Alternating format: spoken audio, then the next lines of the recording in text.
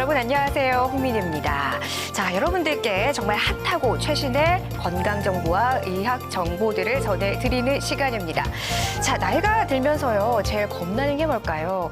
저 같으면은 맛있는 거 못 먹는 거 이렇게 꼽고 싶은데 정말 인간 생활의 세 가지 기본 요소인 의식주 중에 치아가 건강하지 못한다라고 하면은 그렇게 좋아하는 맛있는 음식을 먹을 때 오는 행복을 느낄 수가 없게 되는데요. 자, 그래서 요즘 같은 100세 시대에 무엇보다 중요한 것이 바로 이 치아 건강입니다.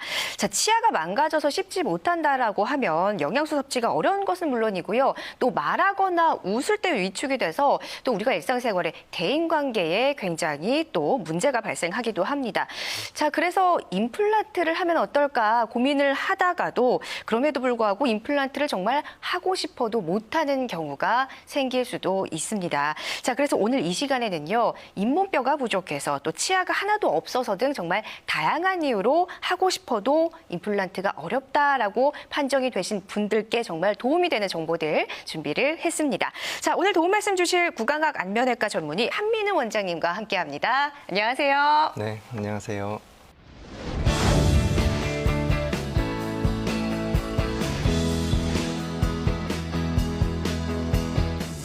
사실 예전에는 정말 생소한 치료로 알려졌던 이 임플란트가 이제는 주변에서 이제 너무 쉽게 접할 수 있을 정도로 대중화가 되었습니다. 자, 원장님, 사실 임플란트가 종류도 굉장히 다양하고 또 가격대도 다양해서 선택의 폭이 굉장히 넓어져서 그것까지는 좋은데 거기에서 뭔가 우리가 선택을 하기란 굉장히 또 힘든 부분이 있는 것 같아요. 네. 자, 그런데 만약에 무치약인 경우에는 그렇다면 어떤 부분을 고려를 더 해봐야 될까요? 사실 환자분들마다 그 처해 있는 환경과 조건들이 상당히 다릅니다. 특히 이제 무치약 환자들을 치료 계획을 짤 때 저희들이 고려해야 될 중요한 4가지 조건이 있습니다. 첫 번째로 그 환자분들이 가지고 있는 잇몸뼈 상태입니다. 잇몸뼈가 어디가 좋은지 안 좋은지에 따라 치료 계획이 바뀔 수가 있기 때문입니다. 그리고 두 번째로 심미성입니다. 그러니까 어떤 치료 계획을 짰을 때 이 환자한테 가장 심리적으로 어울릴지를 고려를 해서 선택을 하게 됩니다. 그리고 세 번째로는 이 환자가 이전에 틀니를 사용해 봤는지 그 경험 여부에 따라서 치료 계획이 바뀌기도 합니다. 그리고 마지막으로 그 경제적인 부분, 비용적인 부분을 고려를 해야 됩니다. 자, 단점을 극복하고 비용 부담도 줄일 수 있는 맞춤형 치료법, 원장님 좀 더 구체적인 설명이 필요할 것 같아요. 어떤 건가요? 네, 임플란트 틀니는 임플란트를 구강 내에 다 심지 않고 몇 군데 뼈가 좋은 곳에 심고 틀니를 제작을 해서 이 유지 장치를 통해서 틀니 고정력을 강화시키는 방법입니다. 이 도표를 보시면 흔히 우리가 상악에서는 4개에서 6개의 임플란트를 식립을 합니다. 유지 장치로는 특수 자석을 사용을 하고요. 이 바와 특수 자석을 사용하면 유지력이 굉장히 높아지기 때문에 흔히 일반 틀니에는 입천장을 전부 덮게 되거든요. 근데 임플란트 틀니에서는 입천장을 노출시킬 수가 있습니다. 그리고 하악에서는 2개 내지 4개의 임플란트를 식립을 하고요. 이 2개를 식립했을 경우에는 로케이터라는 유지 장치를 사용하고 4개의 경우에는 바와 특수 자석을 사용하고 있습니다. 네, 뭔가 이제 뭐 개수도 설명을 해주셨고, 뭐 유지장치, 뭐 이런 장치들을 이야기를 해주셨는데 일단 뭔가 지금 특수 자석이라고 한 거는 자석은 일단 뭔지 알겠어요. 자, 그런데 여기서 바와 로케이터에 대해서 좀 말씀을 해주셨습니다. 자, 일단은 이 장치 사진으로 확인을 해보기 전에는 어떤지 지금 감이 안 오거든요. 자, 준비된 사진이 있습니다. 보시면서 한번 설명 더 해주실까요? 네, 왼쪽에 보이는 장치가 로케이터라는 유지 장치입니다. 흔히 똑딱이 단추라고 생각을 하시면 됩니다. 이 하악에 주로 편측당 2개 이상의 임플란트를 식립을 하고요. 이 임플란트에 이 틀니 내에 걸리는 홈을 파서 딸깍 걸리는 그런 유지 장치입니다. 그리고 오른쪽에 보시는 장치는 바 특수 자석을 이용한 유지 장치입니다. 이 장치는 주로 대학병원에서 사용을 하는 장치고요. 제작 과정이 까다롭고 의료진의 섬세한 기술이 필요하지만 제작 후에는 환자분들이 만족도가 굉장히 높습니다. 자, 틀니 느낌이 덜하다면 정말 좋은 것 같다라는 느낌이 드는데, 자, 이렇게 특수바 오버덴처의 고정력을 보여주는 또 영상이 준비되어 있다고 합니다. 영상을 보시면서 좀 더 자세한 설명 한번 함께 들어보실게요. 네, 이분은 하악의 그 특수바 오버덴처를 제작하신 환자분이십니다. 보시는 것처럼 이 틀니를 양쪽으로 잡고 흔들고 위로 빼려고 해도 유지력이 강해서 잘 빠지지 않습니다. 틀리기는 한데 고정력이 굉장히 좀 강한 부분이 있는 것 같습니다. 자, 하지만 이렇게 좀 틀니를 오랫동안 좀 착용을 하셨던 분들이라면 꼈다 뺐지 않아도 되는 좀 더 편안한 치료법을 원하실 것도 같아요, 원장님. 네, 맞습니다. 말씀하신 환자분들에게 적합한 치료법은 이 전체 고정성 임플란트입니다. 네, 꼈다 뺐다 하는 틀니랑 다르게 입안에서 자기 치아처럼 고정이 돼 있는 게 가장 큰 장점인데요. 임플란트 식립 개수가 많아지는 만큼 비용적인 부담이 있을 수 있기 때문에 꼭 필요한 곳에 선별적으로 임플란트를 식립하고요. 가운데는 가공치를 이용을 해서 이 임플란트 브릿지라는 치료를 시행을 하고 있습니다. 이렇게 되면 임플란트의 식립 개수를 줄일 수 있기 때문에 경제적인 장점이 있습니다. 이거는 뭐 무치약인 경우에 치아가 없는 대로 그 모든 개수를 다 식립을 하는 게 아니라 중간에 이제 브릿지를 이용을 해서 개수를 줄여서 식립을 하는 그런 방법입니다. 자, 그렇다면 실제 임플란트 브릿지로 식립 개수를 줄이면서 치료를 받은 사례 구체적으로 함께 살펴볼게요. 어떤 사례가 있습니까? 네, 40대 여성분이셨고요. 평소에 치아가 많이 흔들리셨는데 갑자기 앞니가 몇 개가 빠지셔서 주변에 치과를 내원하셨다고 합니다. 여러 군데 치과를 가셨지만 잇몸뼈가 얇기 때문에 임플란트는 힘들고 틀니 치료를 권유받으셨다고 합니다. 대학병원까지 갔다 오셨던 환자분이셨는데요.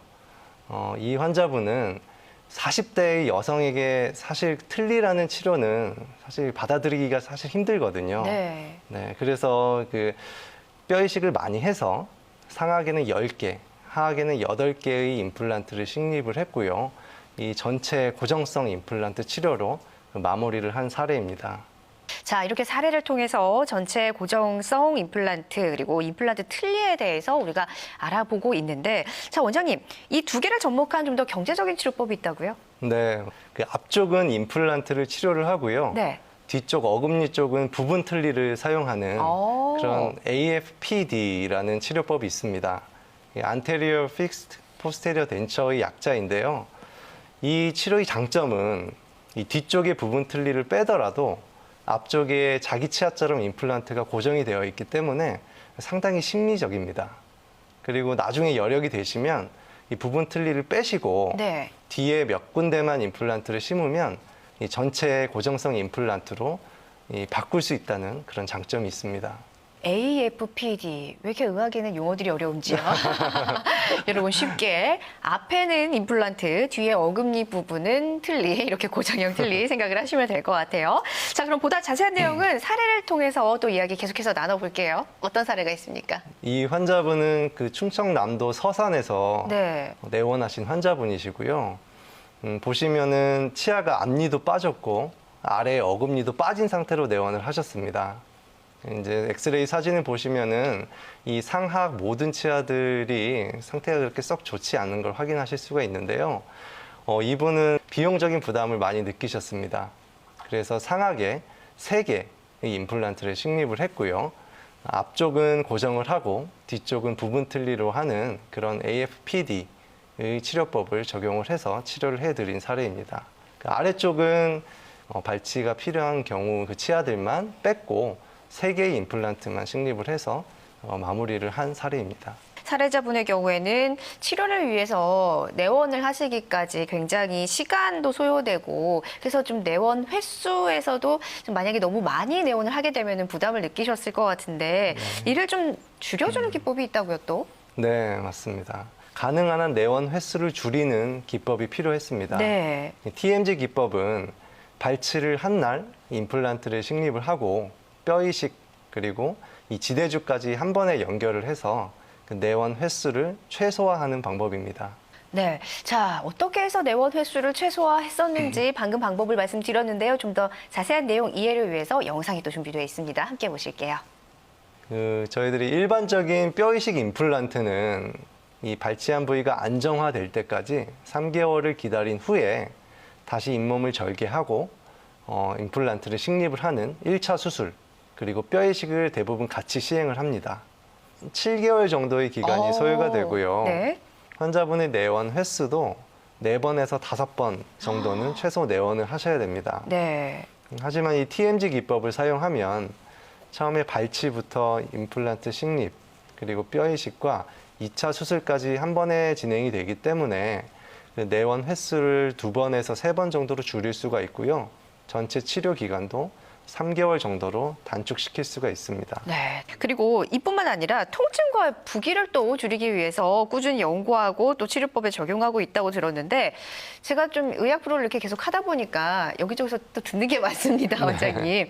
잇몸 절개 없는 상악동 임플란트 수술법 이게 또 있다고 하는데 이건 또 뭔가요? 잇몸을 절개하고 봉합하는 과정이 반복될수록 환자분들이 수술 후에 느끼는 통증과 부기, 그리고 멍은 사실 피하실 수가 없습니다. 네. 그래서 이 상악동 이식술과 함께 임플란트를 식립을 할 때 잇몸을 절개하지 않고 특수 주사기를 사용해서 하는 그런 ISI 기법을 시행을 하고 있습니다. 특수주사기를 이용하는 ISI 기법, 지금 또 다른 제가 모르는 용어 기법이 새롭게 좀 나왔습니다. 자, 그럼 이건 어떤 건지 구체적인 설명이 필요할 것 같은데 화면 보시면서 한번 여러분께서도 설명 들어보시죠. 광대뼈에서 위턱뼈까지 이어진 뼛속의 빈 공간을 상악동이라고 합니다. 이 상악동이 이 어금니가 빠진 경우에 많이 밑에 쪽으로 처져 있는 경우들이 많습니다. 이렇게 위턱 어금니 쪽에 임플란트를 시술을 할 때 상악동 거상술이 필요한 경우들이 많거든요. 그때 잇몸 절개 없이 특수 주사기를 사용을 해서 상악동을 거상하고 임플란트를 식립하는 ISI 뼈 이식 임플란트 기법이 있습니다. 네, 자 이렇게 또 사진을 통해서 ISI 뼈 이식 방법이 어떤 건지 확인을 해봤습니다. 자, 이게 또 이렇게만 들어서도 이해가 잘 안 가시는 분들을 위해서 영상이 준비가 되어 있습니다. 함께 보실게요. 네, 드릴을 이용해서 식립하는 부위의 길이를 처음 측정합니다. 그 이후에 이 상악동 막을 거상할 수 있는 특수 장비를 이용해서 식립 부위를 확대하고 또 삭제를 하게 됩니다.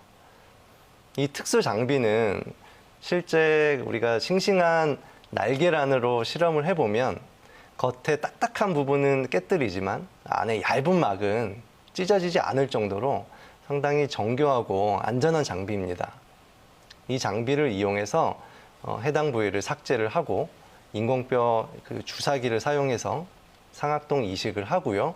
임플란트를 식립을 하는 기법을 ISI 기법이라고 합니다. 사실 우리가 흔히 치과에는 그 치과에 있는 건물 계단만 가도 뭔가 이게 냄새가 난다라고 느끼고 치과 공포증이 있는 사람들도 굉장히 많은데 지금 역시나 충치 치료나 신경 치료 같은 비교적 가벼운 치료보다 임플란트 수술을 한다라고 하면 더욱더 두려움이 크기 마련이거든요.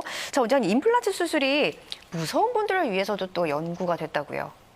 실제로 많은 환자분들과 상담을 하다 보면 환자분들은 수술 후의 통증이나 부기, 그리고 일상생활로의 복귀에 대해서 많은 걱정을 하신다는 걸 알 수 있습니다.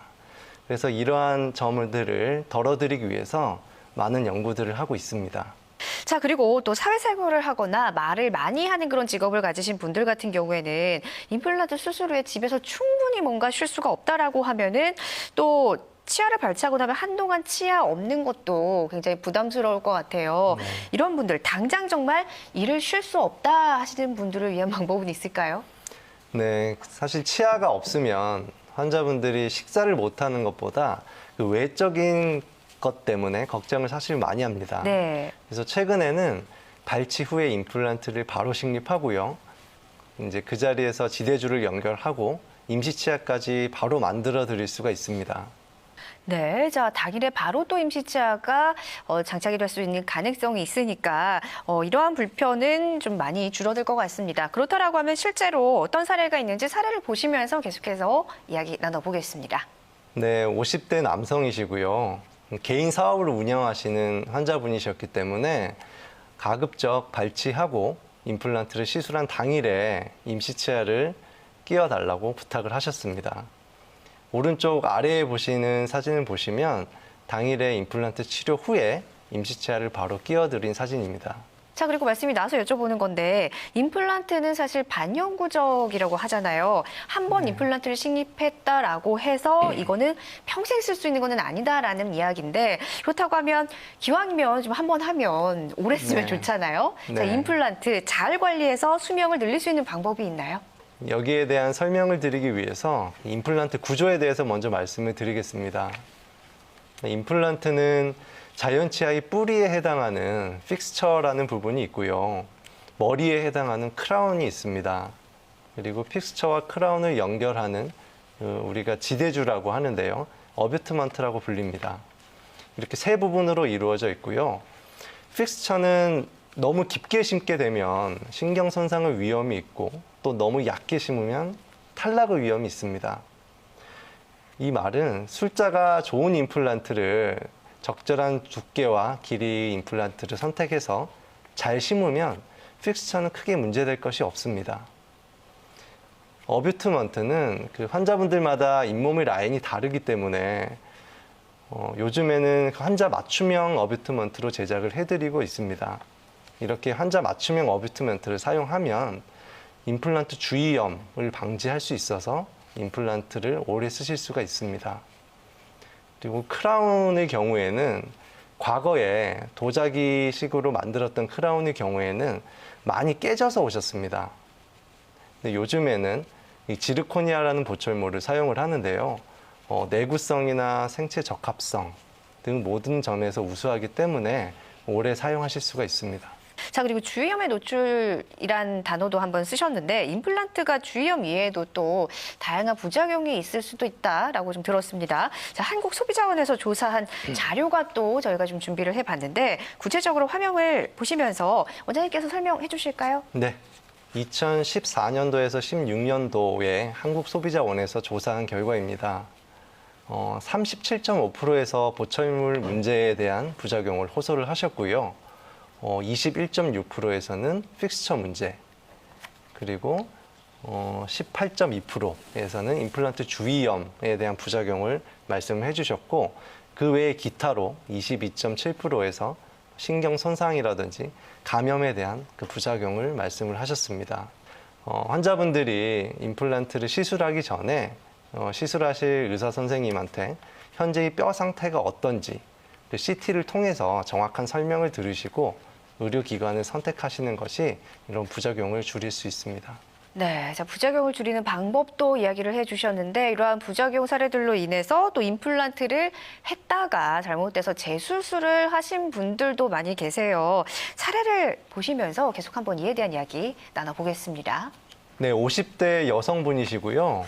그림에서 보시면 그 빨간색 동그라미로 되어 있는 임플란트 치료를 4년 전에 받으셨는데 여러 번의 수술과 함께 신경 손상이라는 부작용을 경험을 하셨습니다. 그래서 이 환자분은 임플란트 치료를 굉장히 두려워하시고 임플란트 치료에 대한 불신이 강하신 환자분이셨습니다. 그림에서 보시면 노란색 동그라미에 있는 부위를 임플란트 치료가 필요한 상황이었는데도 과거의 기억 때문에 치료를 주저하고 계셨습니다. 그래서 이 환자분의 치료를 위해서 가급적 수술 후에 통증을 없애고 부기를 어떻게 하면 줄일 수 있을까에 집중을 해서 치료를 해드린 환자분입니다. 네, 이렇게 정말 두려움이 크셨던 분인데 자, 이렇게 통증과 부기 이런 부분들을 최소화하여 필요했던 부분에 임플란트 식립을 하셨습니다. 자, 이렇게 실패하셨던 분들도 치료가 잘 된 예후가 좋은 사례 함께 살펴보셨습니다. 네, 그리고 일단은 임플란트를 했음에도 불구하고 또 실패를 해서 재식립하기도 하는데 그런 사례를 통해서 또 계속해서 이야기 나눠보겠습니다. 70대 여성분이시고 2년 전에 임플란트를 식립하고 임플란트 틀니를 제작을 하셨다고 합니다. 그런데 한 번도 편하게 식사를 해본 적이 없다고 말씀을 하셨고 실제 구강 내 사진을 보시면 임플란트 나사선이 다 드러나 있고 실제적으로 임플란트 식립 방향도 그렇게 양호하지 못한 것을 확인을 할 수가 있었습니다. 그래서 임플란트를 모두 제거를 결정을 했고요.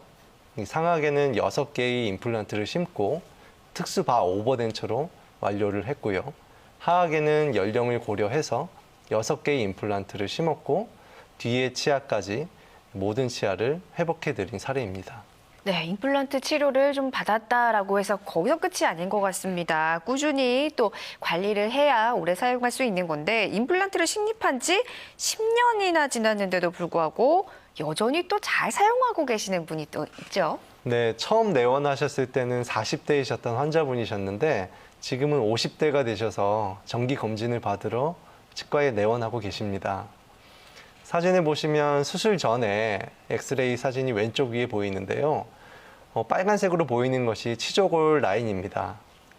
수술하기 전에는 치조골이 많이 흡수가 돼 있으셨고 상태가 많이 안 좋으셨습니다. 수술을 할 때 다량의 뼈이식과 함께 상하에는 10개, 하악에는 8개의 임플란트를 식립을 했고요. 마무리가 잘 돼서 10년이 지난 지금까지도 상당히 만족해하면서 사용을 하고 계십니다. 네, 이렇게 정말 10년간 잘 사용하신 분의 사례도 살펴보셨습니다. 지금 여러 가지 사례를 보셨는데 자, 이렇게 환자의 상태나 어떻게 또 식립을 하고 치료를 받았는지 또 예후가 달라질 수 있는 부분, 관리에 따라서도 이런 차이가 있었습니다. 이 부분을 꼭 참고를 하시기 바랍니다.